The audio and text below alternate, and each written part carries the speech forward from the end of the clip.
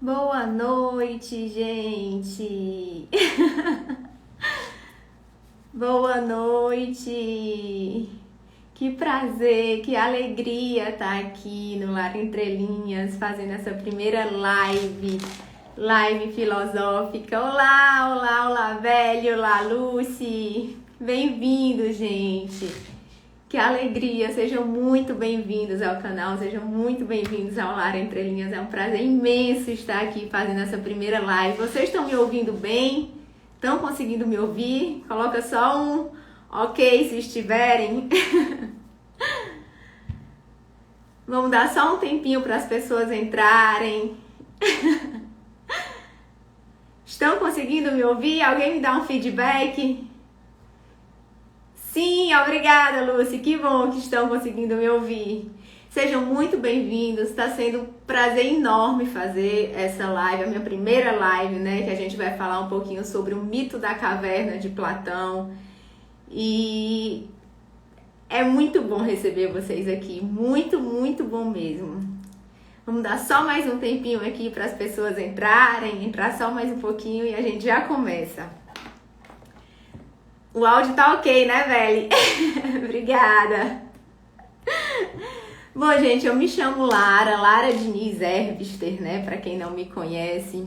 Eu tenho uma formação acadêmica em Direito, mas eu estudo filosofia há aproximadamente 6 anos, filosofia à maneira clássica. E mais recentemente eu tenho me aventurado aos estudos da filosofia contemporânea, que é uma filosofia mais cruel, mais árdua, mais indigesta, mas tem sido assim uma experiência maravilhosa. E eu penso que a filosofia ela é um recurso muito necessário, ela é um recurso indispensável para a gente aprender a pensar melhor, a formular nossas próprias convicções e ideias, a entender um pouco melhor o mundo em que nós estamos e aprender a nos situar perante esse mundo, sabe? Então, assim, para que a gente saia um pouco desse processo de massificação, que não sejamos apenas meros repetidores de opinião, e com isso a gente consiga transformar um pouco a nossa vida e, consequentemente, a realidade em que a gente vive. Então, eu acredito que a filosofia ela é um processo de transformação social. Primeiro, através de uma transformação do próprio indivíduo e depois, consequentemente, né, transformando um pouquinho a realidade em que a gente vive. E por isso que eu fiz o canal também. É um dos objetivos, na verdade. E além de querer difundir o conhecimento filosófico, eu também pretendo assim desmistificar um pouco a filosofia como sendo apenas uma ciência teórica, porque a filosofia ela está na nossa vida. A filosofia ela é muito mais prática, ela é muito mais experiencial do que o que a gente pensa e não tão abstrata e subjetiva como muitos podem pensar, né? Que bom, gente! Bem-vindos! Entrem! Beijos, meus amigos maravilhosos! Então, para enriquecer esse tema, para enriquecer esse debate, essa conversa que eu pretendo apresentar para vocês e mostrar o quanto a filosofia pode ser vivida e experienciada nos dias atuais, eu vou convidar uma pessoa maravilhosa, especial, que é o professor Gerson Anderson, para que a gente possa conversar sobre o mito da caverna de Platão e enriquecer, né? Enriquecer esse tema. Eu conto com a participação de vocês em relação a perguntas, em relação a críticas, em relação a tudo isso. Vamos só esperar aqui ele entrar, o professor Gerson Anderson. E aí a gente já conta com essa participação aqui, que vai ser maravilhosa. Oi, a Adriele é minha assessoria de marketing. Peraí.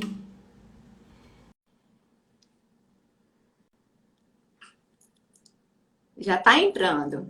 Gente, algum problema técnico, vocês vão me desculpando, porque é a minha primeira, é a minha primeira live, então não sei bem como lidar com isso, tá?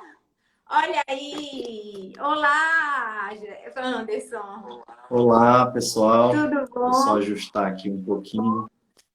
Tudo bom? Que prazer, seja muito bem-vindo ao canal Lara Entre Linhas. Muito obrigado pelo convite. Eu me sinto muito honrado de poder participar desse diálogo sobre o mito da caverna de Platão. É um tema muito interessante e ainda poder retomar aqui as nossas discussões filosóficas. Para quem não sabe, eu e a Lara, a gente já tem um caminho percorrido junto aí na filosofia e agora estamos nos reencontrando aqui virtualmente. É verdade. Seja muito bem-vindo. Agradeço desde já o convite por ter aceitado. É um prazer enorme. Eu tenho certeza que vai ser uma conversa muito interessante. Gente, deixa eu apresentar um pouquinho para vocês aqui o Gerson, né? O professor Gerson Anderson. Ele possui formação acadêmica em física e em química e atualmente cursa doutorado na USP de São Carlos. Além disso, desde 2010, estuda História e Filosofia, tendo se dedicado há 9 anos à filosofia à maneira clássica. Tem experiência em ensino, tendo lecionado em diversas instituições e há 1 ano também se dedica à produção de conteúdo para a internet, através do canal do YouTube Gerson Anderson.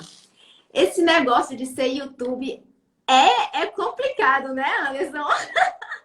Eu me arvorei para fazer isso aí, isso mas mesmo. olha, é difícil. Não é fácil ser youtuber, não. É verdade. A gente que sempre foi acostumado a assistir tem uma visão, mas quando a gente começa a produzir o conteúdo, se a gente quiser produzir um conteúdo bom, bem de boa qualidade, realmente dá bastante trabalho. Não é tão fácil quanto pode parecer à primeira vista. Não. Mas em se tratando de conteúdo voltado à educação, como a gente faz, é sempre gratificante, né? Eu já trabalho com ensino há bastante tempo e a gente se sente sempre muito, muito bem após saber que a gente está, de alguma maneira, fazendo a diferença para alguém. Contribuindo, né? Inspirando também, Exato. de certa forma. Uhum. Tá Tá travando, certo. gente? Se tiver travando, me avisa, tá? Eu Bom, percebi gente, é o algumas seguinte. travinhas aqui só, mas deu para ouvir o que você falou. Deu para ir, né? Pronto. É o Deu. seguinte, para contextualizar um pouquinho o tema, antes de entrar no mito propriamente dito, que o Anderson vai contar para a gente, eu vou só contextualizar um pouquinho e falar um pouco de Platão. Platão, ele foi um filósofo grego clássico, né? Que viveu no século 4 e 3 antes de Cristo. E Platão, ele marcou o pensamento da humanidade, né? Então, até a filosofia contemporânea volta ao pensamento platônico, mesmo que seja para negá-lo. E muitas das ideias platônicas, mesmo após 2.400 anos, né, elas continuam sendo muito atuais, muito adaptáveis à nossa realidade, à nossa modernidade. Principalmente quando se trata de falar de justiça, de política, a gente vai ver especificamente isso no mito da caverna. Platão, ele nasce em 427, né, na Grécia. E ele nasceu em uma família abastada de Atenas, né? Era um aristocrata, uma família nobre, diferente de seu mestre Sócrates. Os pais de Platão eram cidadãos atenienses e eles queriam que Platão fosse um político. Só que para se tornar político, Platão tinha que ser primeiro advogado, né? Era uma ponte até ele se tornar político. E foi daí que ele conheceu Sócrates, seu mestre. Porque à época, Sócrates era o melhor orador, né, da Grécia, de Atenas. Então, os pais de Platão pediram para que ele fosse até a praça pública para aprender oratória com Sócrates. E foi aí que ele chegou lá para aprender a oratória, só que ele se apaixonou pela filosofia. E aí, a partir disso, Platão passa a fazer um resgate do pensamento socrático, porque imortalizou o seu mestre através das suas obras, porque Sócrates não deixou nenhuma obra escrita. Existem algumas teorias acerca disso, Fala-se que Sócrates não sabia nem ler, nem escrever e que por isso não deixou obras. E uma outra hipótese que dizem, né, que Sócrates não deixou nenhuma obra porque ele dizia que os livros não dialogavam. Então, como os livros não dialogavam, a partir do momento que o autor escreve, já existe uma margem de interpretação, né, do leitor. Então, pode haver alguma distorção da ideia do autor. Então, seria uma outra hipótese de por que Sócrates não teria deixado obras. Então, mas a questão é que Platão imortalizou seu mestre. Praticamente todos os diálogos platônicos têm como personagem principal Sócrates. E Platão permanece como discípulo de Sócrates dos 20 até os 29 anos. Até a morte de Sócrates, quando Sócrates morreu, que tinha aproximadamente 71 anos, que ele foi condenado, executado. Ele foi condenado a beber cicuta, porque ele foi condenado, né, por perverter a juventude, vejam só. Por conta das ideias dele, e ele se recusou a fugir, né? E daí ele foi beber o cicuta e foi condenado por isso, por perverter a juventude. E aí, após a execução de Sócrates, Platão ficou desamparado, né? Triste, mas ele se fixou em Atenas, permaneceu em Atenas, que foi onde ele fundou a academia, onde surgiram os neoplatônicos, né? Por volta de 40 anos de idade, aí ele já fundou a academia. E com 50 anos de idade, por volta de 50 anos de idade, Platão escreve esse livrinho aqui, que é a República, que vem de res pública, que é a coisa pública, que é um projeto político de uma cidade ideal. E esse livro nasceu basicamente para se buscar o conceito de justiça, né? É um livrinho que é formado por 10 capítulos e o Mito da Caverna é o capítulo 7. Resumidamente, contextualizando Platão, contextualizando o Mito da Caverna, é isso. E agora eu passo a palavra para o Anderson, para ele contar esse mito maravilhoso para a gente e depois a gente conversa um pouquinho sobre a simbologia. Tá com você, Anderson. Tá bem. Vamos lá, então. Bem, pessoal, como muito bem apresentado, né, pela Lara agora há pouco, o Mito da Caverna faz parte do livro A República, né, que é um diálogo que faz parte aí do conjunto do pensamento político de Platão.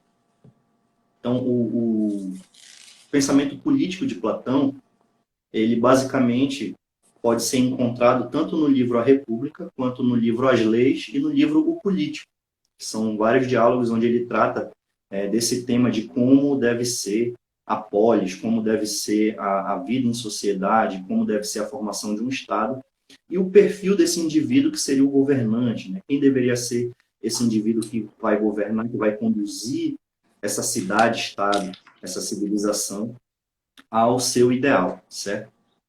E o mito da caverna, presente na República, ele sintetiza de forma alegórica esse pensamento político de Platão. Então, nele está contido, de forma simbólica, né? É importante mencionar isso, porque hoje a gente perdeu bastante da interpretação simbólica dos conhecimentos. E Platão usava muito desse recurso. Sim. A gente sabe aí que na antiguidade usavam-se as mitologias. Hoje, muito deturpadas, né? As mitologias, elas passaram a ser encaradas apenas como um conjunto de crenças, simplesmente. Mas, na verdade, elas tinham também esse papel pedagógico de fornecer, de forma simbólica, muitos ensinamentos que tinham várias chaves de interpretação, tanto a nível se fosse atual, né, sociológico, mas também psicológico e, inclusive, até metafísico, para muitas vezes, né? Mas nós vamos utilizar a chave política e filosófica. Então, do que se trata o mito da caverna? Bom, Platão ele faz a gente imaginar um cenário que é justamente o interior de uma caverna escura, certo? E nessa caverna existem alguns indivíduos que eles nasceram e permaneceram pela vida inteira ali dentro, certo? Esses indivíduos, eles estão presos a uma parede, um rochedo dentro dessa caverna, de modo que as suas correntes, os seus grilhões, só permitem com que eles olhem para o fundo da caverna. Então, Imagine que você está aprisionado numa poltrona, numa cadeira, e você só consegue olhar uma parede à sua frente, como se fosse uma sala de um cinema moderno. Então, esses indivíduos eles não conseguiam se voltar para trás, para conseguir ver o que se passava atrás deles. E eram vários, e eles passaram a vida inteira ali. Então, a caverna era tudo o que eles conheciam como vida, como realidade. Bem, mas além desses indivíduos dentro da caverna que estavam aprisionados, além desses prisioneiros, havia um segundo grupo de indivíduos, né, um pouco menor em número, que eles não estavam aprisionados. Porém, eles também não estavam ajudando a libertar os demais. Esses indivíduos, eles ficavam atrás do rochedo, da parede, e eles mantinham aceso um fogo. E esse fogo projetava algumas sombras na parede que os demais, as pessoas aprisionadas podiam ver.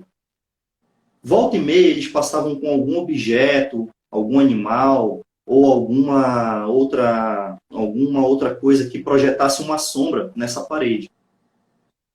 Então, as pessoas que estavam aprisionadas só conseguiam visualizar na sua frente aquelas sombras e ouvir alguns ecos do que se passava atrás deles. Bem, de tempos em tempos, aqueles prisioneiros eles passavam a não gostar mais daquela sombra que estava ali na frente deles projetada. E eles podiam vaiar, reclamar.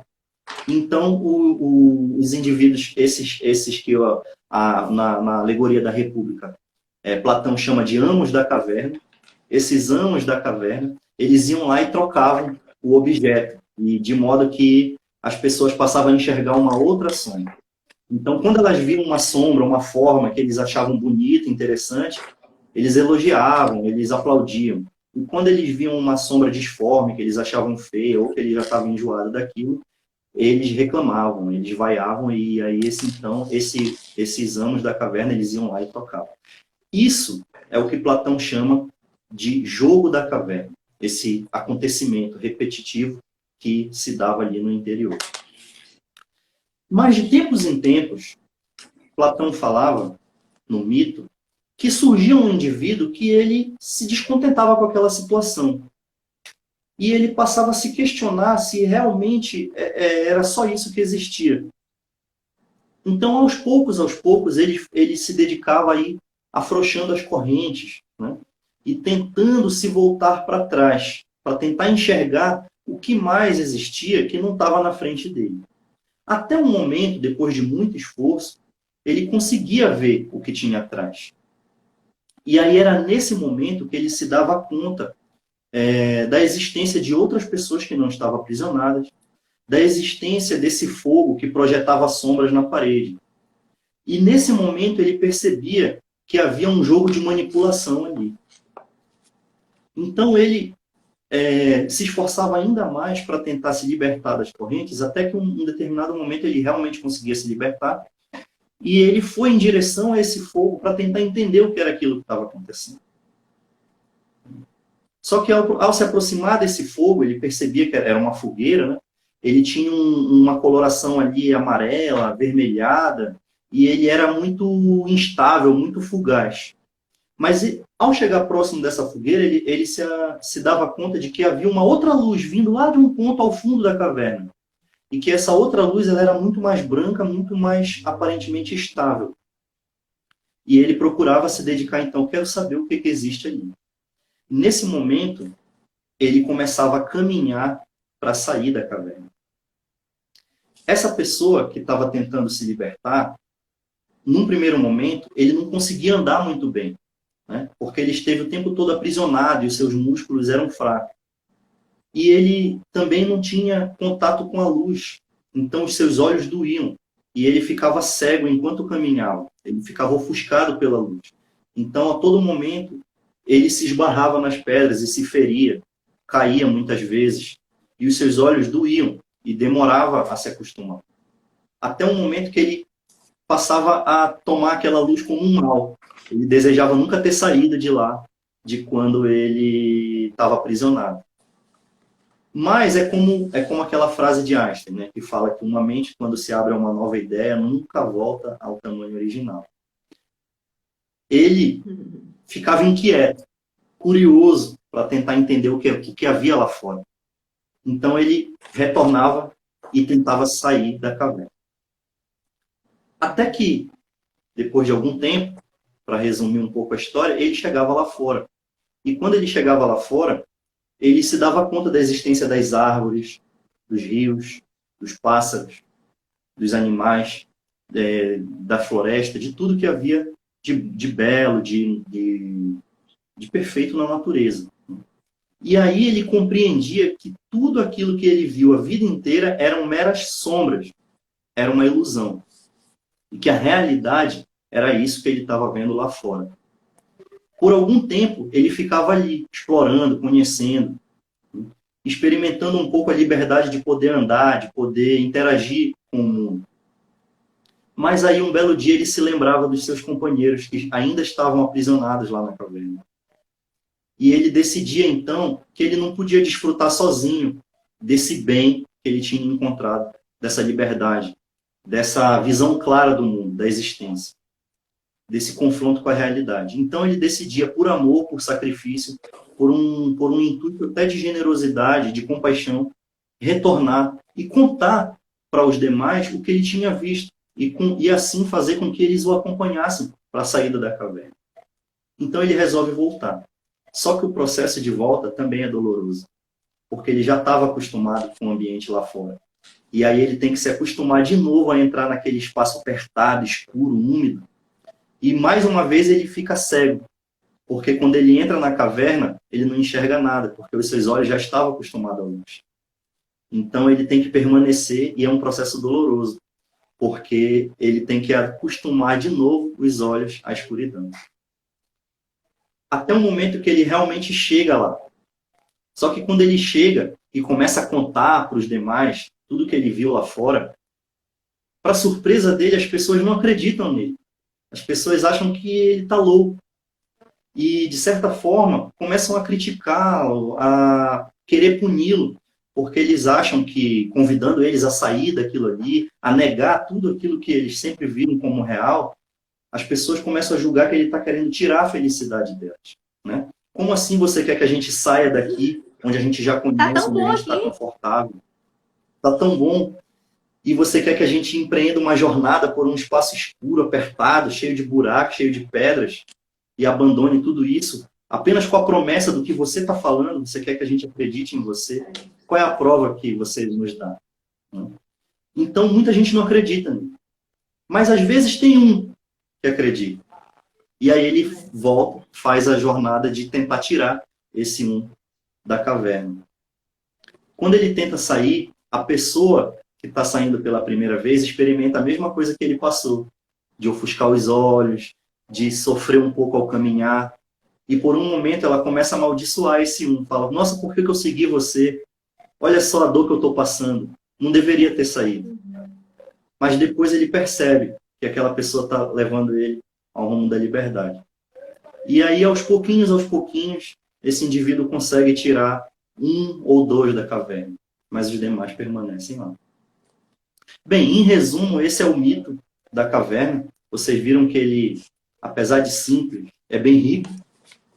E agora, nesse momento, eu e a Lara aqui vamos dialogar um pouco para tentar extrair aí alguns elementos e alguns simbolismos por trás desses elementos dentro de uma chave filosófica. Como é que esse mito poderia ser visto na realidade também, né? Nos dias atuais, na modernidade, né? Exato. O que é que significa essa caverna? O que é que significam essas sombras? O que é que significam esses prisioneiros que estavam dentro da caverna? É importante, eu acho, esclarecer que esses prisioneiros que estavam dentro da caverna, eles nunca tiveram contato com outra realidade, né? Eles não tiveram um contraste, eles não sabem o que é, eles só sabem o que é aquilo. Eles nunca tiveram, diferente dos amos da caverna, que são as pessoas que passavam, que iludem, que manipulam, que eles sabem que existe uma outra realidade. Eles sabem, só que eles se aproveitam, eles não querem sair, né? É aquela servidão voluntária. Eles não querem, porque eles preferem se aproveitar de quem está preso dentro da caverna, né? Então, vamos trazer um pouquinho para a realidade, para a modernidade, para a nossa realidade, esse mito. da, É isso da mesmo. simbologia. Então vamos lá, vamos começar a explorar aí um pouco do Sim. significado de cada um dos elementos desse mito. Bom, o elemento que está no título, né, do mito é a própria caverna. O mito da caverna, que simboliza essa caverna. Essa caverna, Platão diz que é a nossa vida, o nosso mundo em que vivemos. Né? Então todos nós estamos dentro dessa caverna. Os prisioneiros ali, as pessoas que estão amarradas àquele rochedo, que só podem enxergar a parede ao fundo, somos todos nós. Então, nós estamos habitando esse mundo da caverna. E aquilo que a gente enxerga na parede é a realidade que a gente percebe com os nossos sentidos. É aquilo que a gente consegue ver, aquilo que a gente consegue sentir, né, com toque, com cheiro, com as cores, ouvir, enfim. Mas não só isso. A gente está trabalhando com imagens, né? A gente está trabalhando com alegorias. Lembra que a gente está tratando de um mito. Então, as sombras, elas representam também aquilo que a gente conhece na vida, as ideias que nos são passadas, né? Aquilo que nos é ensinado, aquilo que nos é mostrado. Em suma, aquilo que a gente acredita. Então, na verdade, esse mito ele é um grande convite a que a gente reflita se aquilo que a gente acha que sabe, se a gente acha que conhece, se é a vida como a gente percebe, se ela é só isso mesmo, ou se não existe algo por trás. Será que eu estou enxergando a realidade? Ou será que a realidade que eu conheço não é a realidade que me foi passada por alguém para me manter aprisionado por algum motivo? Então, esse despertar, esse indivíduo que começa a desenvolver uma inquietude, uma sensação de desconforto, de querer saber algo mais, querer descobrir o que está por trás das coisas, né? A essência das coisas, a causa da realidade, esse indivíduo é o filósofo. Então, Platão, ele coloca aí na figura desse indivíduo liberto o filósofo. E lembrando, o filósofo, para essa visão que a gente está trabalhando, a visão platônica, e também eu posso dizer assim, a visão clássica da filosofia, ele não é simplesmente um estudioso que fez algum tipo de curso e teve algum tipo de diploma. Na verdade, o filósofo, seguindo a própria definição, a palavra, né, foi cunhada por Pitágoras, inclusive Platão era muito seguidor de Pitágoras, das ideias pitagóricas. Essa palavra filósofo vem de filosófico, que é amante da sabedoria. Né? Então, todos nós somos filósofos quando a gente começa a querer buscar saber. Mas saber o quê? Saber viver, saber as respostas das profundas perguntas, saber as causas da realidade, se perguntar aquelas perguntas que os antigos se faziam, né? Quem somos, de onde vim, de onde viemos e para onde vamos. Então, É porque assim, pode falar. Esse despertar filosófico, então, é esse momento que o indivíduo começa a querer afrouxar as correntes e se voltar para trás, né? Diga lá. E sair dessa grande caverna, né? A caverna, né, seria o mundo material, seria esse mundo em que a gente vive, né? Seria essa Matrix. Depois a gente vai falar um pouquinho. É porque, assim, para Platão, as coisas reais, o que é real, as coisas reais, elas não ficam aparecendo e desaparecendo o tempo inteiro. Para Platão, o que é real, ele simplesmente é. Não aparece e desaparece, né? Então, para algo ser real, precisa ter uma realidade permanente. Porque o que deixa de permanecer é porque nunca foi. Então, as coisas, os objetos materiais, a nossa realidade, a nossa vida, não é real porque a gente desaparece. Como é que isso pode ser entendido? É para a gente não se apegar às coisas materiais. E sim aprender então, entender as coisas não como fim, como um meio, né? Aprender a entender o sentido das coisas, a sua essência, aos valores que são realmente importantes, né? Ao ser e não ao ter, a valorizar o ser, porque o ser não tem peso. O ser, os valores, eles não aparecem e desaparecem. As coisas materiais, sim. É por isso que é uma grande ilusão para Platão, né? Essa matrix, esse mundo material. E também é um pouco da tradição budista, né? Porque o desejo das coisas que a gente necessariamente pode perder é o motivo de todas as dores, né? Das nossas dores. E se manifesta também na tradição budista, né? O nosso desejo de ter as coisas que nós vamos perder é o motivo de todas as dores, é o nosso apego. Apego ao outro, apego às coisas materiais, apego a coisas que são efêmeras, as coisas que são passageiras, né? Então, procurar entender as coisas não pela utilidade que elas têm, não só as coisas, mas como também as pessoas, né? E passar a ver as coisas, porque nós, qual é o pensamento platônico? Nós olhamos muito para as coisas e também o que é muito atual, a partir dos nossos interesses. A gente olha e pensa assim, o que é que isso pode me servir, né? Em que é que isso pode me ser útil? A gente olha para as coisas a partir das nossas próprias projeções, a partir dos nossos próprios interesses. E o que é pior, a gente não só olha para as coisas, como a gente olha também para as pessoas. A gente não olha para as pessoas pelo que elas são, em regra, né? Eu estou aqui colocando em regra. E a gente se projeta no outro. A gente projeta nossas expectativas, a gente projeta nossos interesses, a gente utiliza o outro de forma utilitária para satisfação de interesses. E é isso que Platão está falando. Que isso é efêmero, isso ninguém satisfaz nossos interesses. Então, quando você se apega ao ser, à essência do outro, aí sim, né? É você sair, é você desvendar, é você ir para a realidade. É para você conhecer, sair dessa caverna, sair desse mundo material e para o autoconhecimento. Não é isso, Anderson? É isso mesmo, Lara. O mito da caverna ele tem muita riqueza porque ele permite a gente fazer essa interpretação em diferentes níveis, né? E esse nível mais profundo que pode ter é justamente esse nível, por assim dizer, metafísico, no sentido que a gente começa a perceber a ilusão da própria vida. Né? Da própria vida pelo qual a gente já está acostumado, os valores que estão regendo a nossa vida. Quando a gente consegue perceber a realidade por trás da mera existência material, a gente está começando a se voltar para trás um pouco para tentar ir em direção à saída da caverna. Né? Então, essa interpretação é muito profunda e, como você falou, ela encontra paralelo em diversas outras tradições. Né? A tradição budista, como muito bem exemplificado por você, fala, né, no livro Dhammapada, por exemplo, sobre essa questão do apego como sendo a causa de nossas dores, de nossas angústias. E é interessante porque existe um outro elemento dentro do mito que é o fogo, né? A fogueira dentro da caverna que projeta as sombras. Ela pode ser muito bem interpretada como a chama, não a chama do bem propriamente dita, que seria a luz do sol lá fora, mas aquilo os nossos interesses, os nossos apegos, as nossas paixões. E esse fogo ele permite com que a gente enxergue sim, mas ele só permite com que a gente enxergue formas distorcidas, né? Ele não permite com que a gente enxergue a realidade propriamente dita.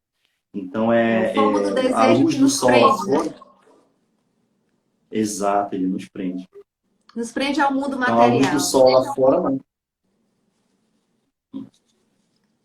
O indivíduo que sai da caverna, ele busca, na verdade, se integrar com a natureza, fazer parte dela, tentar entender ela por ela em si, não como ela pode servir a ele. Né?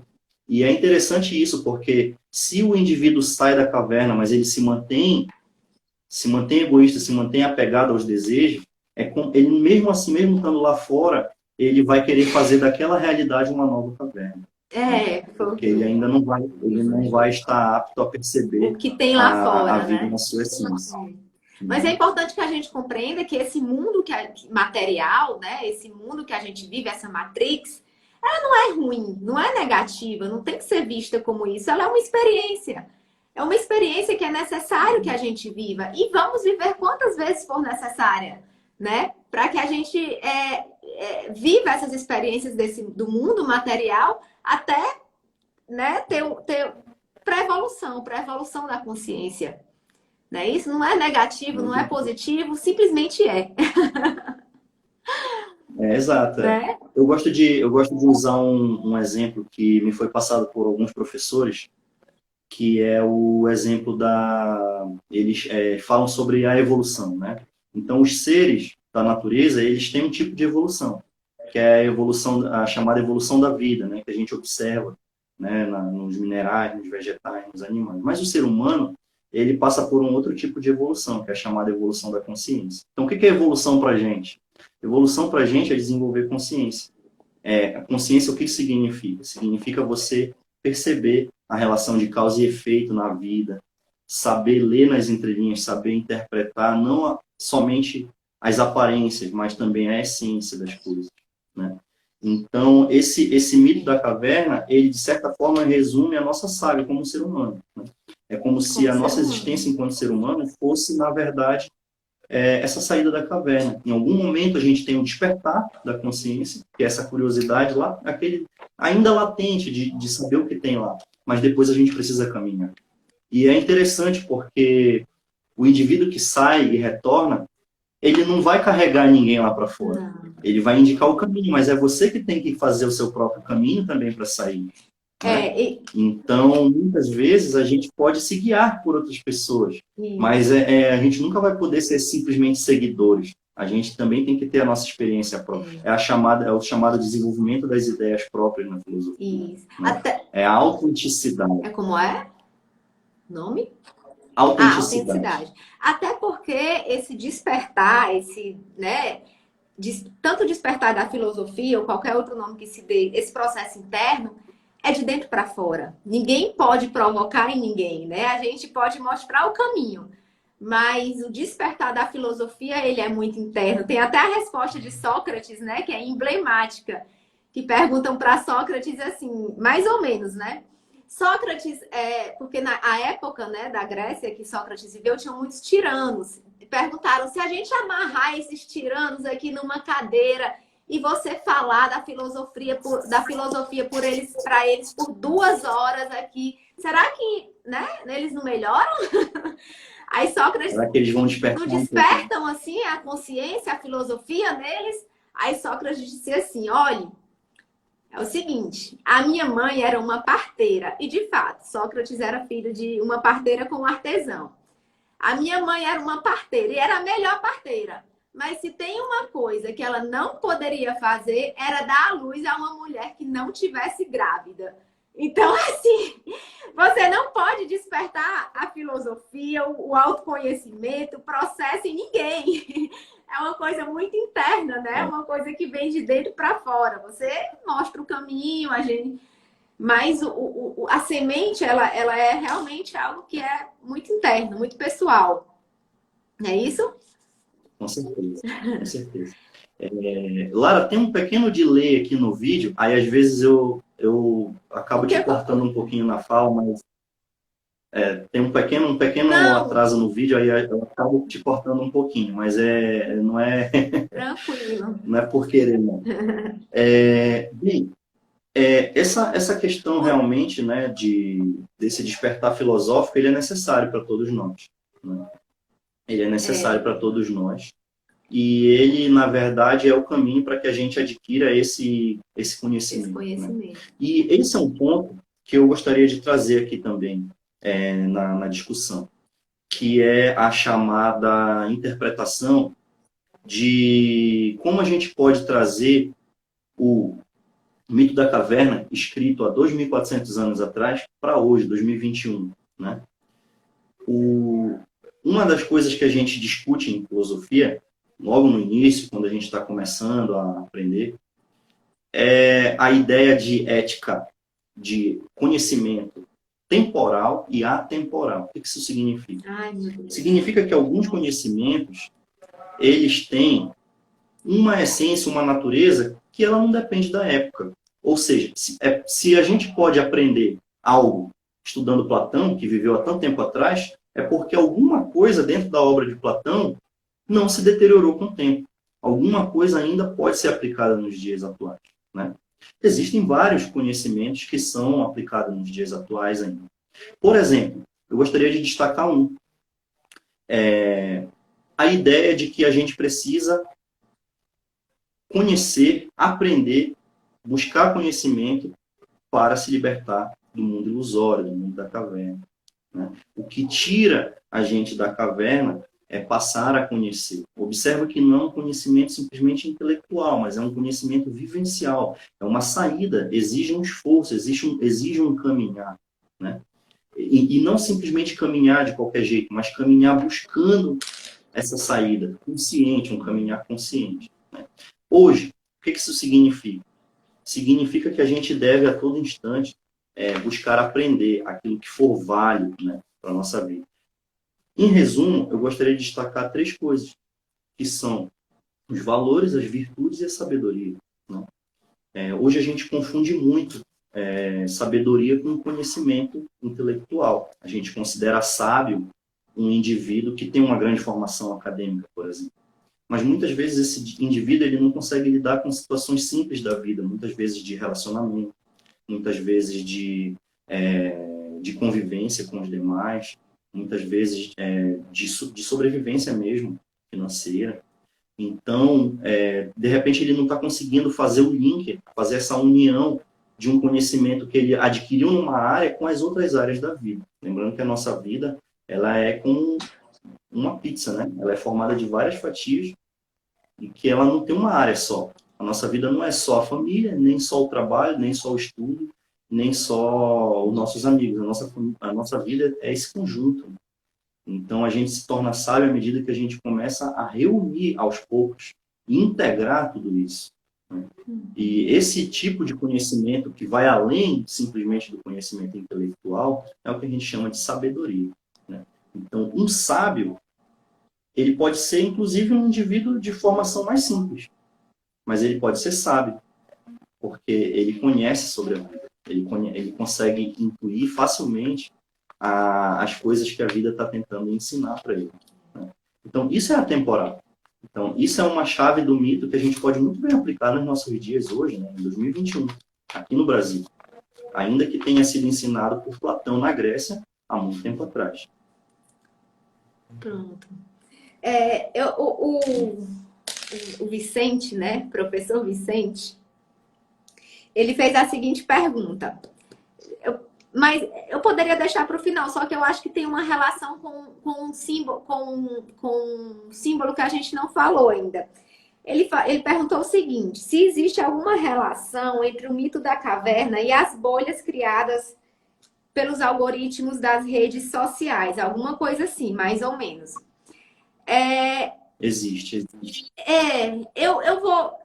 Eu acho, assim, a gente pode falar aqui dos... Eu vou iniciar e você fala também.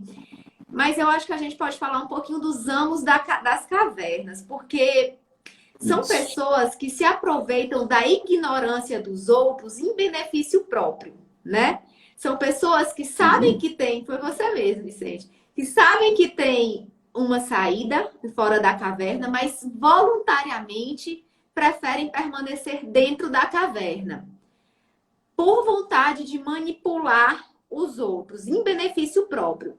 Eu acho que, assim, nos dias atuais, a nossa vulnerabilidade como seres humanos, a nossa incompletude, a nossa necessidade de procurar fora uma completude, né? Essa incompletude nossa nos torna muito vulneráveis a serem manipulados por algumas pessoas. E as redes sociais, eles são um fator muito fácil para isso, né? Eu tô precisando, eu tô numa incompletude que eu acho que eu vou me completar de forma externa, vem algo de uma rede social, por exemplo, e me dá likes,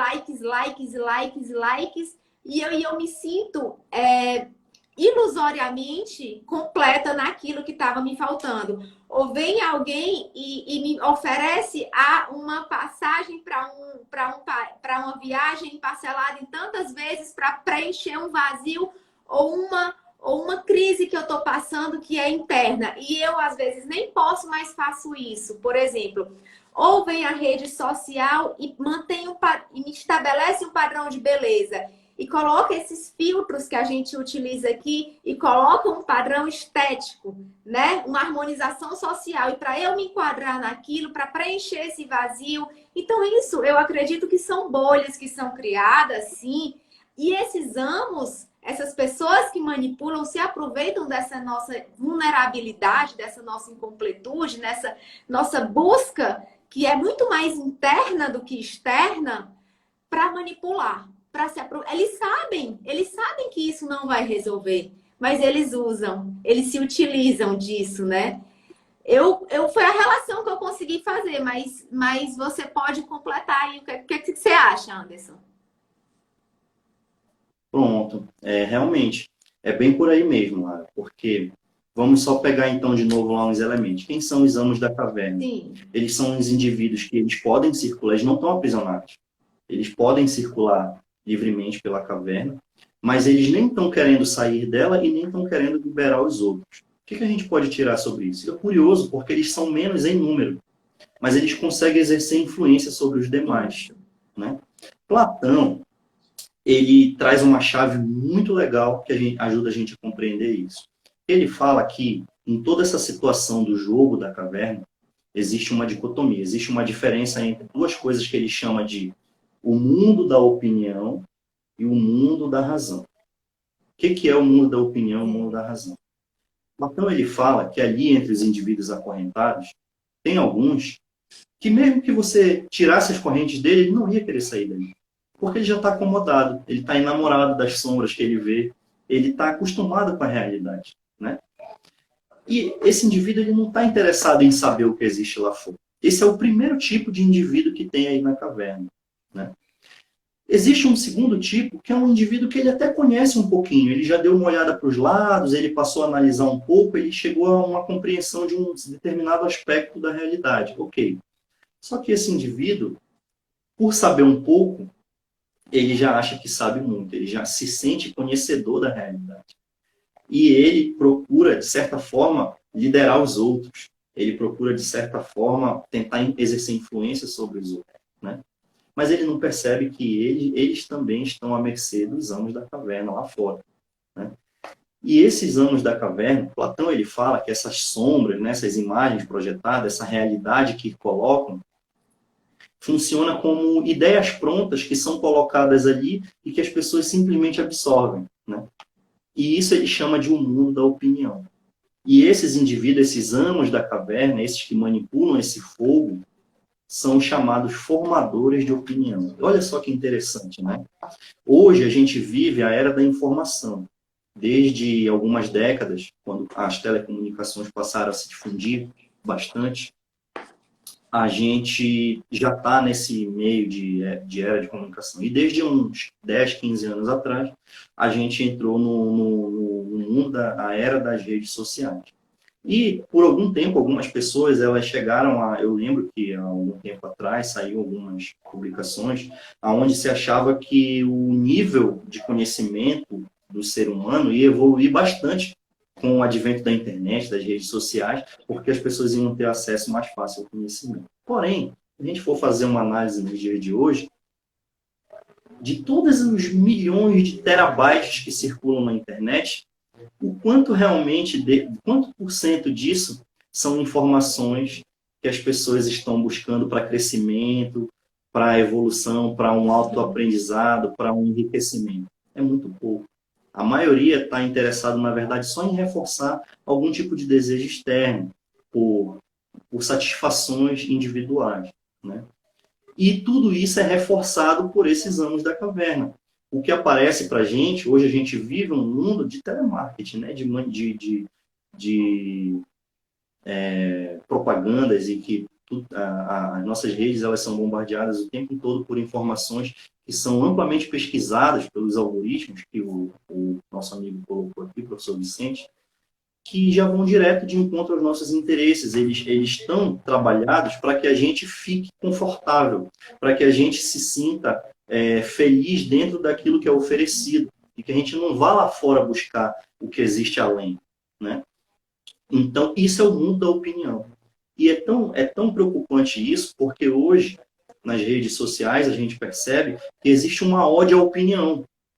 Você não necessariamente pode ter investigado alguma coisa, mas você pode falar qualquer coisa na internet e as pessoas não podem te questionar porque a primeira frase que botam lá é assim, tem que respeitar a opinião. Né? Então, a opinião, ela é o quê? Ela é um conhecimento sem base, ela é um conhecimento não O achismo, testado né? e amplamente. É o achismo, exato. Então, isso é o mundo da opinião. E o que seria o mundo da razão?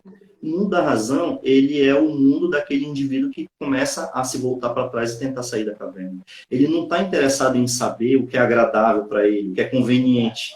Ele está interessado em saber o que é real, a realidade, o que de fato existe. Né? Então, ainda que aquilo possa chocar, ainda que a realidade desconhecida para ele possa dar trabalho para conhecer, mas é isso que ele quer saber. Então, ele não está interessado em enxergar com alguma lente. Ele quer enxergar sem lente nenhuma. Ele quer enxergar com a luz branca do E é sol, por e não isso, com a luz amarelada e tosca da e é fogueira. por isso que a filosofia é um recurso, não só, mas eu digo que eu defendo porque, né, é importante porque te ajuda a saber utilizar a razão, a utilizar a lógica e sair Exato. desse mundo das opiniões, que é um mundo muito perigoso. A Uhum. gente vê a cultura do cancelamento. A cultura do cancelamento ela é fruto desse mundo das opiniões. De você achar que pode falar o Isso. que vem e vem à telha. E não é assim, né? Não, a Exato. consequência disso é essa cultura do cancelamento que a gente vive hoje em dia, que é extremamente perigoso, né? Muito, muito perigoso. Deixa eu só fazer uma pergunta. A gente só tem 1 hora de live, no Instagram? Exato. Ou tem mais tempo? Ou- Eu não sei se o Instagram ele tem algum período que depois ele corta, Alguém eu não sabe me conheço informar se assim. tem mais de 1 hora, por Se favor? alguém souber aí, pessoal, coloca aí nos Alguém me diga. comentários. Eu vi aqui, Lara, que tem algumas outras questões que foram colocadas aqui pelas pessoas que estão assistindo. Hum, Olha, por exemplo, teve um amigo aqui que ele colocou aqui, ó, até mesmo a realidade fora da caverna ainda é uma outra caverna. Isso é possível de pois é. acontecer se a gente ainda se manter preso aos nossos apegos, né? Porque quando a gente não está interessado em buscar realmente o que é a realidade, mas simplesmente aquilo que é conveniente para mim, Uhum. preso muito aos meus interesses próprios, quando eu chegar lá fora, o que eu vou procurar fazer? Eu não vou procurar conhecer a natureza como ela é, conhecer a realidade como ela é, a vida como ela é, como que se dá o fluxo das coisas, como que se dá o ritmo das coisas. Eu vou estar interessado em procurar simplesmente aquilo que pode me dar uma sombra, que pode me dar um conforto. É E aí eu vou transformar a realidade numa numa outra outra caverna. Vou caverna. acabar moldando ela de novo aos meus interesses Eu não vou pequenos. encontrar a Né? ideia do bem, né? Apresentada por Platão, que é a luz do sol, que é Exato. essa ideia de fora da caverna, né? Uhum, E aí eu vou voltar a uhum. enxergar as coisas à luz dos meus próprios interesses, e não vou olhar para as coisas e para as pessoas e pensar assim, o que é que eu posso servir a isso? E que é que eu posso contribuir? Mas vou apenas olhar sobre a luz dos meus próprios interesses. Tem até uma frase, né, de Tolstói, que é um escritor russo, que ele fala: há quem passe por uma floresta e só veja lenha para a sua fogueira. Então, mesmo Só lá vejo fora, isso. eu passo, imagine, você passa por uma floresta e só vê lenha para a sua fogueira. Ou só vejo lenha para a minha fogueira. Eu não vejo que se retirar aquela lenha daquela árvore, eu vou desestabilizar todo um sistema, né? Eu só vejo os meus próprios interesses. Eu só quero tirar a lenha. Eu não vejo de forma completa. Então é isso. É olhar para o outro, olhar para as coisas e pensar em que é que eu posso servir, em que é que eu posso contribuir, ao invés de pensar de forma utilitária, né? Eu acho que isso é muito mais construtivo como ser humano, né? Um exercício que a gente pode fazer é, enquanto estivermos em rodas de amigos, ao invés de estarmos falando de outras pessoas, procurarmos falar de ideias, né? De projetos, de coisas que nos construam mais como ser humano. Eu acho que isso é algo prático que pode ser feito, por exemplo, É né? verdade. Tem uma, Eu tô tem na dúvida em uma, relação ao tempo da live, porque eu tô vendo que tá próximo de 1 hora e eu não tenho certeza se com 1 hora vai cortar. Alguém pode me dizer, tá gente, por bom. favor?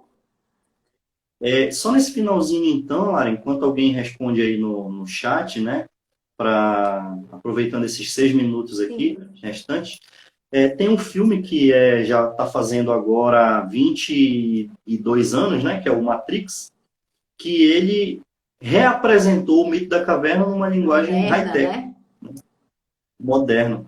Porque o mito da caverna, ele foi usado, inclusive, como base na época se chamavam irmãos Wachowski, né? Depois, agora é a Lana Wachowski, que é a Matrix. atual diretora do Olha, estão Matrix. dizendo que Então, o que é o parece que são Matrix? O 4 horas. Matrix, Aí a gente pode estender um pouquinho ah, mais. ótimo. Então, a Porque, gente pode gente, estender o um pouco. conteúdo não Obrigado, acabou. Levi. É verdade, ainda tem aí um pano para manga aí. O mito da caverna dá muita discussão. Sim, voltemos. Então, o que é o Matrix? O Matrix, que é um filme lançado lá em 99, né, Lara? Ele trata de uma realidade que as pessoas vivem, que é uma realidade construída, uma realidade falsa, né? Muito belo, muito interessante, tem muita riqueza e tudo mais, oferece uma ampla gama de experiências, de emoções, de É o sensações, de nosso tudo que a mundo. pessoa pode experimentar. É o mundo em que a É o gente nosso vive, mundo. né? Entretanto, um belo dia, o Mister Anderson lá, o meu xará lá, que é interpretado pelo Keanu Reeves, ele se defronta com você observa que é muito parecido com o mito da caverna, porque ele começa primeiro a desconfiar, né? Desconfia. Ele ainda não sabe, mas ele começa a desconfiar. Ele é um hacker e ele começa a sondar, a procurar por falhas ali naquele mundo, né? Ele sabia que tinha algo E quando ele errado, né? começa a fazer isso, Ele percebia, ele, ele em se algum momento, ele questionava, não encontra ali pode uma. ser só isso aqui, tem alguma coisa além disso, né? Ele já era um hacker, né? Ele já invadia programas, ele já sabia que não existia só aquilo. Isso. E você percebe que tem algumas referências claras ao mito da caverna no Matrix. Para quem não assistiu ainda, o pessoal que é mais novo aí, o Matrix, ele tem uma cena quando ele finalmente acorda na cabine, lá naquela cápsula onde os seres humanos são mantidos, né, pelas máquinas, e ele não consegue enxergar nada, e ele pergunta por que os meus olhos doem. E aí o Morfeu, que é o indivíduo lá que está comandando lá o grupo das pessoas que se rebelam contra as máquinas, fala para ele, é porque você nunca usou os seus olhos. Então é uma metáfora, né? Porque não são simplesmente os olhos físicos, são os olhos da mente, os olhos, vamos dizer assim, da razão. Você está passando a conhecer agora, é a primeira vez que você está usando os seus olhos. Exatamente. Então a gente, quando a gente se dedica a procurar desvendar esses mistérios da realidade, a gente sente dor a princípio. Porque muitas das nossas crenças, muitas das nossas opiniões que até então eram tão sólidas, começam a ser quebradas. E a gente fala assim, nossa, em que eu acreditei esse tempo todo? A gente fica desiludido, fica triste. É muito bom viver, é muito bom, entre aspas, viver dentro da caverna. Entenda, é muito bom, estou sendo assim, colocando entre aspas, porque é uma zona de conforto. A gente vive num teatro social. O que é o teatro social? É um script. É um script que a gente tem que seguir. Com tantos anos você estuda, você entra na faculdade, você casa e você vai seguindo um script social, é um teatro social. Você se comporta perante a sociedade de tal maneira. Então, dentro da caverna há uma zona de conforto que você segue se você seguir esse script, esse teatro social. E aí ninguém vai te questionar, ninguém vai te criticar. A partir do momento que você foge do script, porque veja que o Neo, ele tinha a possibilidade de continuar seguindo o script, ele tinha a possibilidade de continuar dentro da caverna, de seguir a vida dele normal, como programador, como, né? Mas ele não quis seguir o script, ele despertou para algo a mais. Então, quando a gente desperta para algo a mais, é muito duro, é dolorido. As pessoas começam a te julgar, a te criticar, a dizer, menina, tu tá ficando doida, vai procurar o que fazer, vai arrumar um marido, vai casar, vai estudar, vai fazer uma faculdade, vai não sei o quê. Você tá entendendo? É porque você sai da curva. Então, isso é um processo doloroso, é um processo solitário. Então, é você despertar para isso e você sair do teatro social imposto pela sociedade é muito difícil. Por isso que permanecer dentro da caverna Por isso que os sofistas, eles já diziam assim, olhe, a verdade é cruel. Não, a verdade, não queiram saber da verdade. Não queiram, porque a verdade é dolorosa. Tem um outro personagem no Matrix, acho que é o Cyrus, eu não lembro, que é o que denuncia Sim. eles para os robôs, né? Ele que tá comendo bife e diz assim, uma cena emblemática. Eu sei que esse bife não existe, mas ele é tão gostoso. Eu quero voltar para Matrix. Eu quero poder, eu quero dinheiro. Eu sei que não é real, mas eu quero. Então ele quer. Ele não, mesmo sabendo que aquilo não existe, ó, o Cypher, né? É, existe exatamente. É dessa cena que eu tô falando. Ele decide voltar. Ele quer sentir esse prazer, né? Mesmo sabendo que não é real aquilo. Porque é muito difícil sair da Matrix. Você não vai ter tantos louros assim. Não é mais ou menos isso, Exato. Anderson? É isso mesmo, Lara. É porque muitas vezes, né, pode existir, aproveitando até para responder aqui a pergunta do professor Vicente, ele pergunta se existe algum paralelo com a história do Cypher, né, de Matrix, que ele se arrepende de ter saído e volta. Se existe algum paralelo disso no mito da caverna, existe, né? No momento que o indivíduo que saiu primeiro, ele retorna para a caverna para tentar libertar os demais, tem muitos que não acreditam nele, mas tem alguns que vão até acreditar, vão dizer, não, o que você está falando faz sentido. Mas eu não estou interessado em ir lá. Né? Exatamente. E eles vão preferir ficar ali. E tem alguns que eles até saem. Né? E falam, não, vamos lá, eu vou dar a chance para você. Eu quero saber mesmo se você está falando a verdade. Eu te acompanho nessa saída. Só que quando ele percebe que, porque os músculos dele não são acostumados a andar, muito menos a escalar. E aí, quando ele começa a sentir as dores, começa a se ralar nas pedras, se sujar, começa a suar, cansar, e os olhos começam a doer por causa da luz, muitas vezes ele vai, inclusive, amaldiçoar aquele indivíduo que um dia apareceu na vida dele tentando tirar ele dali. Uhum. Né? Ele prefere voltar. Então, são poucos os que realmente preferem sair. Porque é um trabalho doloroso, né? É um trabalho doloroso a gente se desapegar daquilo que tem um valor para a gente. Eu vou fazer um paralelo aqui só, assim, rápido, mas existe um trecho bíblico, né, que de um cidadão lá, não me lembro quem era, mas ele era muito, muito rico, tinha muitas posses, e ele chega um dia para Cristo e fala assim, eu quero te seguir, eu quero ser teu discípulo, eu quero acompanhar você para todos os lugares. Aí Jesus fala para ele assim, é simples, vende tudo que você tem, doe aos demais e me segue. Uhum. E o que esse cara faz? Ele me segue. Porque ele não consegue se desapegar daquilo que para ele é valioso. No caso lá do mito bíblico, né, do relato bíblico dessa parábola, está se falando da riqueza, o dinheiro. Mas a gente pode... tem outras riquezas que prendem a gente. Muitas outras. Sentimentais. Tem emocionais, muitos tipos de né? apego. Né? Emocionais. Muito mais. Que a gente não quer abandonar. Muito mais. Às vezes a realidade lá fora vai trazer muito mais conhecimento, sabedoria e até respostas para as nossas perguntas mais fundamentais. Só que o preço que a gente paga por isso é o quê? Muitas vezes é se afastar de algum local, perder certos tipos de convívios, né? De convívios. Exato. Exatamente. Também tem o simbolismo do coelho branco, né? Fala, siga o coelho branco, Nil, né? O coelho branco é um simbolismo também, assim como faz essa comunicação entre os dois mundos, né? Entre o mundo material e o mundo fora da caverna, que é também na Alice, né? Também leva a Alice para um outro mundo, para uma outra dimensão. Então ele serve aí para guiar o Neo, né? É um outro simbolismo da Matrix que tem. Wake up, Neo, acorde, Neo, né? E siga o coelho branco. Sim. E aí é uma pista, né? Para Neo seguir. A Trinity, né? Que é a Trindade, né? Que em algumas religiões e filosofia também significa a essência humana, né, ela começa a puxar Neo para fora da caverna, né?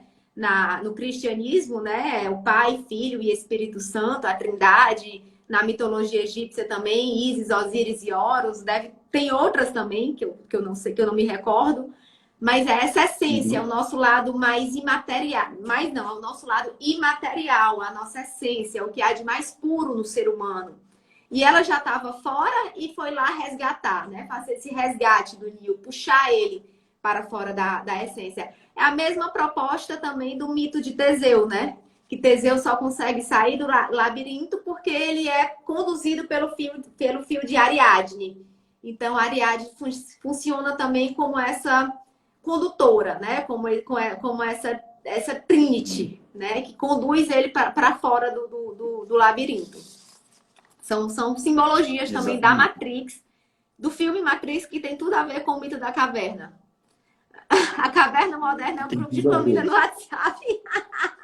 Às vezes é mesmo, viu, Vicente? É bem assim, é verdade. O oráculo. Então, tem muitos paralelos que se podem fazer. Tem mais um detalhe que eu gostaria de comentar, que eu acho muito válido, né? Trazendo de novo para esse viés sociopolítico do mito da caverna, que é o papel do líder, o papel daquele que guia, né? Moveu, né? O indivíduo que sai, mas depois que ele está lá fora, ele volta para tentar resgatar os demais. Ele podia Sim, ficar lá, sim. ele podia curtir a liberdade que ele já conquistou, mas ele tem aquela necessidade interna de dizer, poxa, mas eu preciso compartilhar isso com outras pessoas. Isso não é só meu, né? Então, Platão, ele diz que esse é o político. Olha só que interessante. É. O político, na visão platônica, não é ninguém que está trabalhando para si. Esse cara que já estava lá fora, o que ele ganha, pessoalmente falando, indo lá buscar os outros que ainda estão presos? Ele não ganha nada. Na verdade, ele vai ganhar mais dor, porque ele vai ter que passar pela caverna de novo, que é escura, é úmida, é toda tortuosa, e chegando lá ele ainda vai ser xingado pelos outros, ainda vai ser chamado de louco, ainda vai ser ridicularizado, né? Mas mesmo assim ele faz isso por amor aos demais, né? E é curioso também que na visão platônica ele associa a política até como uma atividade, por assim dizer, pedagógica, porque a política não é simplesmente gerir a caverna, não é que ele vai se tornar um líder e vai dizer assim, olha pessoal, essas pedras aqui onde vocês estão sentados estão muito duras, né? Vamos acolchoar elas aqui. Ah, essa caverna está muito quente, vamos botar um ar-condicionado. Ah, essa caverna está muito escura, vamos iluminar ela aqui, botar umas luzes. Não, ele não está interessado em fazer a vida na caverna mais confortável. Ele quer tirar os indivíduos de lá. Então, os amos da caverna, que são os chamados formadores de opinião, que mantêm o mundo da opinião, eles não estão trabalhando pelo mundo da razão, eles vão simplesmente dar uma falsa sensação de liberdade para aqueles indivíduos ali. Porque aquelas pessoas que estão acorrentadas, elas acreditam que elas têm o poder de conduzir as suas próprias vidas. Porque eles acham assim, não, nós temos o poder, porque quando a gente aplaude aqui, a forma se mantém lá na sombra. Mas quando a gente não quer que aquela Os sombra objetos permaneça mudam, mais, a né? gente vai, a gente reclama, e aí a gente consegue que eles lá troquem as formas. Então eles acreditam que eles têm a liberdade de escolha. Eles estão contentes porque eles acreditam que eles têm um poder de decisão. E na verdade não tem. Então é uma falsa liberdade. É uma falsa E o liberdade. político, ele não está lá para falar o que vai agradar. Ele não está lá para ser mais carismático, né? Para ter tipo o índice de aceitação do Ibope, né? 70% de aprovação da população. Ele não está interessado nisso. Ele está interessado em buscar pessoas que queiram sair com ele da caverna. Então é muito raro hoje existir esse indivíduo na nossa era. É muito. É o indivíduo que adquire um grau, nível de consciência, que por compaixão, por amor, ele desce, ele volta para resgatar. Tem um filme, né? Tem um filme também, Gladiador, que o Maximus, né, fala para o Marco Aurélio assim, que não quer ser imperador de jeito nenhum. E aí Marco Aurélio fala que é exatamente porque você não quer ser imperador que tem que ser você. Ou seja, é aquela pessoa que não almeja, que não quer, que não deseja, que não quer o cargo por interesses pessoais, por interesses próprios, mas sim por um interesse comum, da humanidade, para ajudar, né? E não por esses interesses pessoais e próprios. Nos dias de hoje está raro, Aí né? a gente Esse se político. Aí se esse é o político, né? Esse indivíduo que foi lá fora. Olha só que curiosa a visão platônica, que profunda também. O político, ele só é político se ele for, em primeiro lugar, filósofo. Porque ele é político quando ele volta. Mas para ele voltar, ele teve que sair. Então, ele teve que fazer primeiro o caminho filosófico de busca da realidade, para depois ele retornar e dividir isso com os demais. Ele vai ter que adaptar uma linguagem, ele vai ter que ter paciência, ele vai ter... Então, conduzir é uma tarefa muito árdua. E é um ato na visão clássica, é um ato de amor, de generosidade, né? E o que é interessante, né? A gente teve exemplos na história, o próprio Platão foi um. Platão, ele tentou se envolver na política na época dele, lá em Atenas. Mas ele estava vivendo, como a Lara já muito bem falou, numa época de tirania. Então, ele não teve espaço. Então, o que ele resolveu fazer? Ele resolveu trabalhar em prol de formar os homens. Ele criou a academia e ele passou trabalhou até a sua morte para o ensino, para a educação, para a formação, para a investigação, escrita de livros, proferir aulas, palestras, né? A mesma coisa, a gente tem um paralelo com Confúcio, que foi um grande sábio, um filósofo chinês, né? Um montador de uma das mais ricas, que a gente pode dizer assim, correntes de pensamento, né, da Ásia, e que ele fez a mesma coisa. Ele, em determinada época da sua vida, ali a juventude e maturidade, ele se associou à política, mas depois ele percebeu que aquilo era um meio corrompido e ele se dedicou a quê? A ensinar. Então, em épocas de decadência, esses indivíduos que são os verdadeiros políticos, segundo Platão, dificilmente eles vão conseguir se tornar políticos de fato, né? Assumir cargos políticos, porque é mais fácil que eles estejam trabalhando para tornar os homens verdadeiros seres humanos. Verdadeiros seres humanos. Eu quero só falar mais de um símbolozinho da Matrix, que é o oráculo, né? Que é aquela...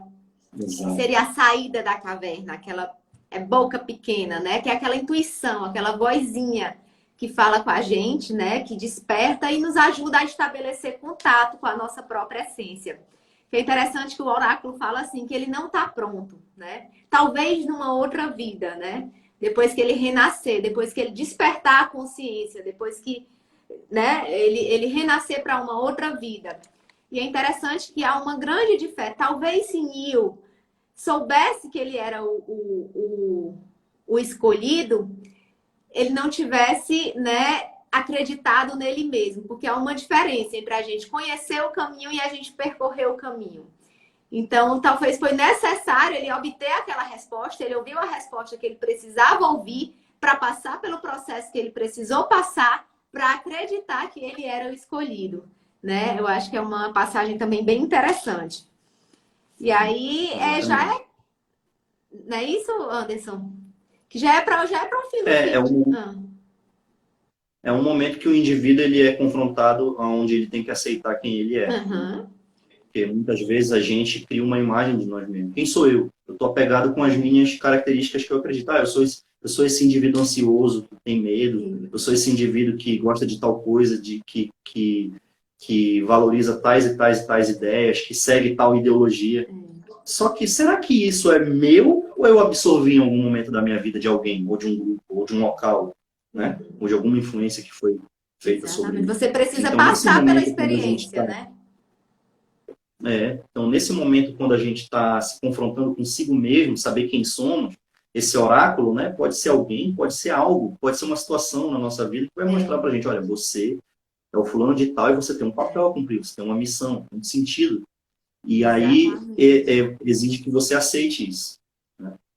E esse é uma outra etapa mais lá na frente, né? Que é também... E a vida ela é muito didática, né? Ela está sempre ensinando a gente. Isso. Exato, a vida é pedagógica, né? E existe esse ditado, né? Que a vida é uma escola. E ele é muito verdadeiro. Né? E muitas vezes a gente, inclusive, pode encontrar um caminho e começar a percorrê-lo, só que a gente pode, em algum momento, desistir de percorrer. Falar, não quero mais. Quando a gente afasta a nossa visão de nós mesmos, né? Então é importante a gente ter esse guia, né? Sim. A gente ter algo que nos relembre, ter um símbolo, ter alguma coisa que faça com que a gente não perca essa trilha, né? Já caminhando aqui para o final, a gente já tem 1h15, né? Deixa eu só fazer um questionamento que é meu, um Certo. questionamento pessoal, assim, acho que as perguntas não anotei mais nenhuma, não sei se você anotou, mas um questionamento assim pessoal. Partindo da ideia do indivíduo na sociedade moderna, né? De uma acepção mais ou menos pós-revolução industrial e de uma acepção psicológica de que não existe indivíduo na sua concepção pura, também não existe sociedade na sua acepção pura.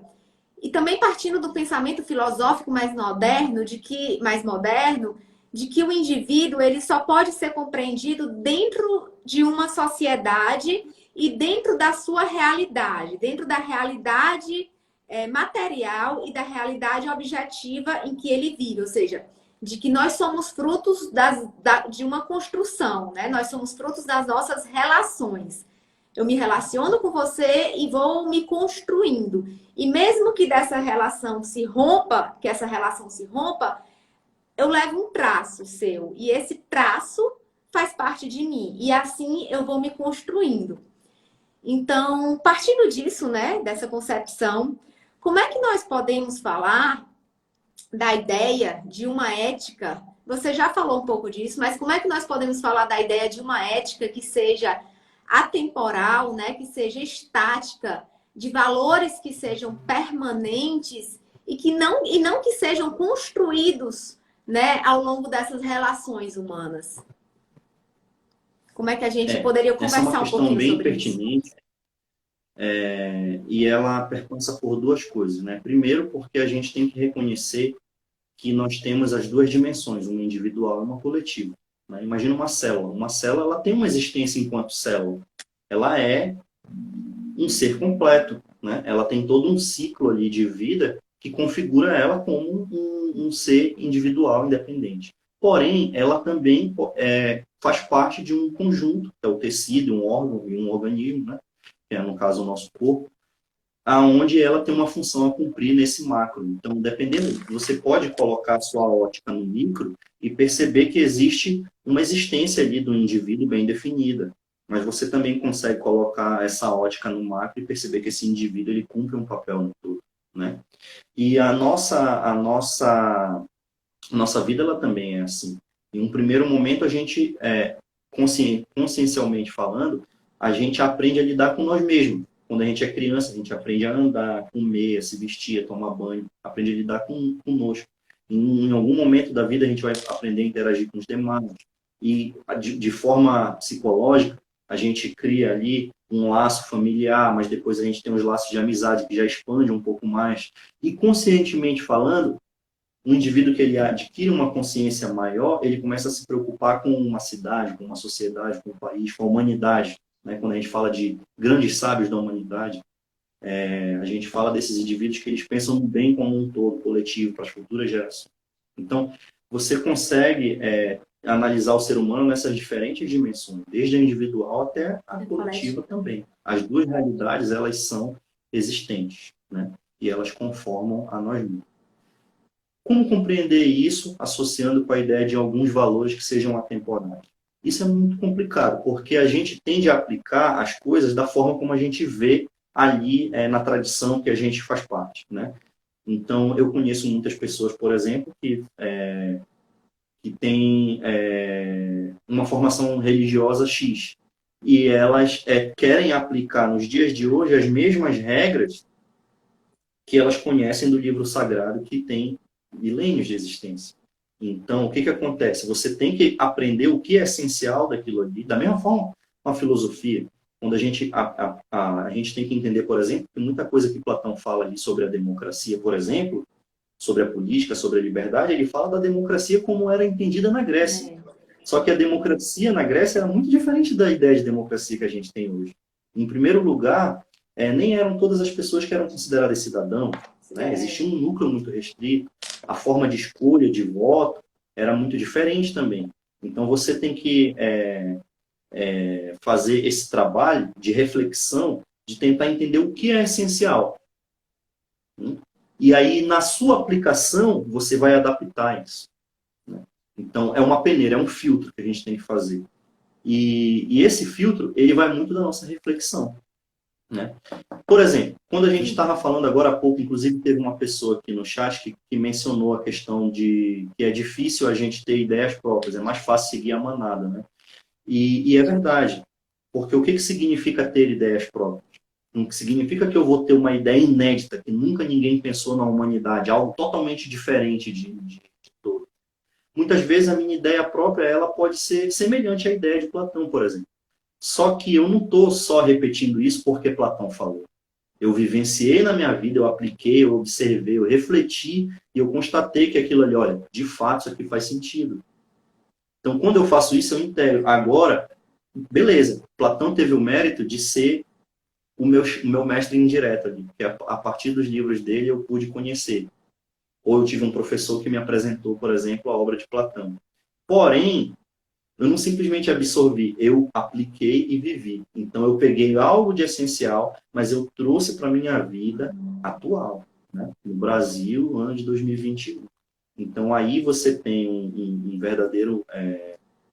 uma verdadeira união entre o que é atemporal, que é mais essencial, e o que é temporal, que é o aplicado no momento presente. Eu dei um exemplo sobre isso, que foi a questão do conhecimento como libertador da caverna. Isso é temporal. Né? Isso é atemporal. Agora, qual conhecimento e qual caverna, de que modo, aí é com a gente. É o saber do o filósofo, né? É um saber investigativo. Isso serve para a vida. Tudo que for dito de qualquer pessoa, acho que de qualquer livro que for lido, de qualquer influência aí de Instagram ou de qualquer pessoa, é importante que não seja absorvido como uma realidade absoluta, entendeu? Mas sim como como algo que você vai ver se cabe para você, a partir da sua experiência, da sua vivência, e você vai fazer um processo investigativo. E a partir dessa investigação, aquilo pode se tornar ou não realidade para você. É desenvolver uma capacidade crítica, um senso crítico daquilo. Não é isso? Com certeza. Exatamente. Bom, acho que, Anderson, 1h20 de live é pouco para falar de filosofia, para falar é pouco. A gente precisaria de mais tempo para estar aqui falando, mas a gente vai ter que encerrar, né? Porque senão acho que vai ficar muito cansativa. E também a gente tem um tempo limitado, mas eu tenho certeza, eu espero que que as pessoas tenham gostado. Eu espero que vocês... eu agradeço muito a presença de todos vocês. Eu agradeço a sua presença aqui, Anderson. Eu convido a todo mundo a se inscrever, gente. A se inscrever no canal, no Lar Entre Linhas, no canal do YouTube, no canal do Anderson, que ele vai já falar também qual é, no canal do YouTube. Por favor, compartilhem, façam, eu não sei como, façam print, compartilhem, publiquem, comentem, escrevam, porque tudo isso vai ajudar a difundir esse vídeo para alcançar o maior número de pessoas, né? O objetivo é esse, que chegue no maior número de pessoas. A intenção aqui é essa. Então, qual é o canal, Anderson, seu? O meu canal, ele no YouTube, ele é o meu nome, Gerson Anderson, né? Vocês vão encontrar. Esse canal, ele atualmente, ele possui a maior quantidade de vídeos de ciência, né? Que é a minha área acadêmica que eu atuo. Mas eu tenho já muito material para ser postado lá de filosofia também. Então, eu convido todos a se inscreverem. Em breve a gente vai discutir algumas obras lá. Eu tenho feito algumas resenhas de alguns livros e daqui a pouco eu vou fazer umas vídeos resenhas, né? Onde eu vou pegar não só esse texto que eu escrevi das resenhas e comentar um pouco, compartilhar um pouco dessas leituras, reflexões, fazendo esse paralelo também do clássico com o atual, com o moderno, contemporâneo, né? E é isso, pessoal.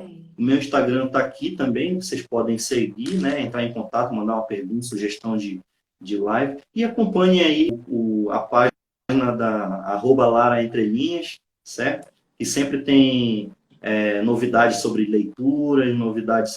Eu assisti vários vídeos agora no fim de semana, gostei de todos.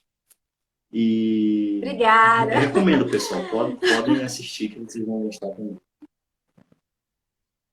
Obrigada, gente. É o seguinte, a live vai ficar salva tanto aqui no Instagram quanto no YouTuber. E é isso. Tô aqui iniciando a minha carreira de YouTuber agora. Obrigada, gente. Obrigada, Anderson. Foi um prazer. Foi ótimo. E eu já tô super empolgada para fazer a outra. Um beijo para todos vocês, gente. Eu vou encerrar. Com muita dificuldade, mas eu vou encerrar porque eu queria ficar falando aqui, ó. Se deixar, eu vou embora. Beijo. Tchau. Tchau, pessoal. Tchau, Lara. Obrigado a todos. Um abraço.